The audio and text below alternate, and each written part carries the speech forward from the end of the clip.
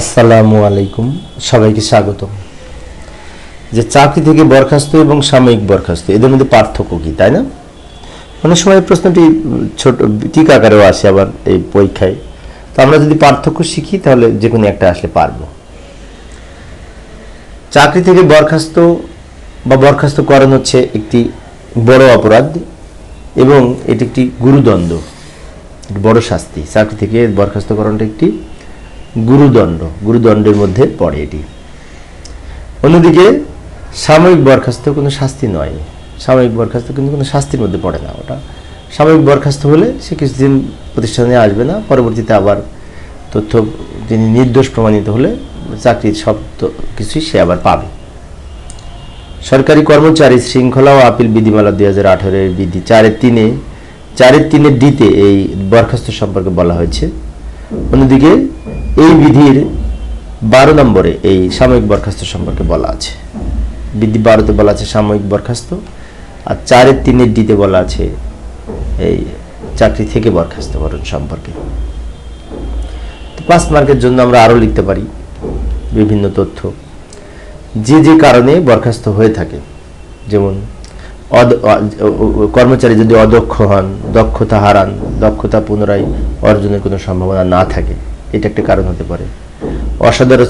অসদাচরণের দায়ে দূষিত যদি হন, ডিজার্শনের দায়ে যদি দোষী হন, দুর্নীতিপরায়ণ হন বা দুর্নীতি অভিযোগে যুক্ত হন এবং নাশকতামূলক কর্মকাণ্ডে লিপ্ত থাকেন বা নাশকতামূলক কর্মকাণ্ডে লিপ্ত হওয়ার সম্ভাবনা থাকে, এগুলি হচ্ছে কারণ বরখাস্ত করা।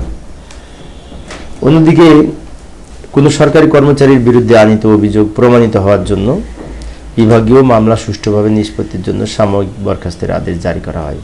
সাময়িক বরখাস্তটা হচ্ছে তিনি প্রতিষ্ঠানে না আসলে পারে ওই তার বিরুদ্ধে যদি বিভাগীয় মামলা হয় সেটি সুষ্ঠুভাবে তদন্ত করা সহজ হয়, এই উদ্দেশ্যে সাময়িক বরখাস্ত করা হয়।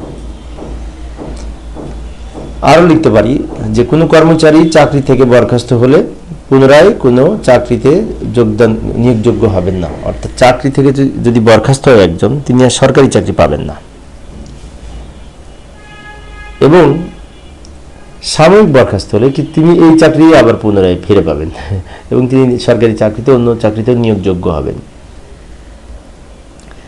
চাকরি থেকে বরখাস্তকৃত কোনো কর্মচারীর বেতন ভাতা বা চাকরিচ্যুত তারিখ থেকেই বন্ধ হয়ে যায়, কিন্তু এই সাময়িক বরখাস্তের ক্ষেত্রে বেতনাদি বন্ধ হয়ে যায় না। এই যে ভ্রমণ ভাতা, যাতায়াত ভাতা, আপ্যায়ন ভাতা সহ কিছু সুযোগ সুবিধা বন্ধ হয়ে যায়, কিন্তু অন্যদিকে খোরাকি ভাতা সহ আরও বিভিন্ন ভাতা তিনি পেয়ে থাকেন।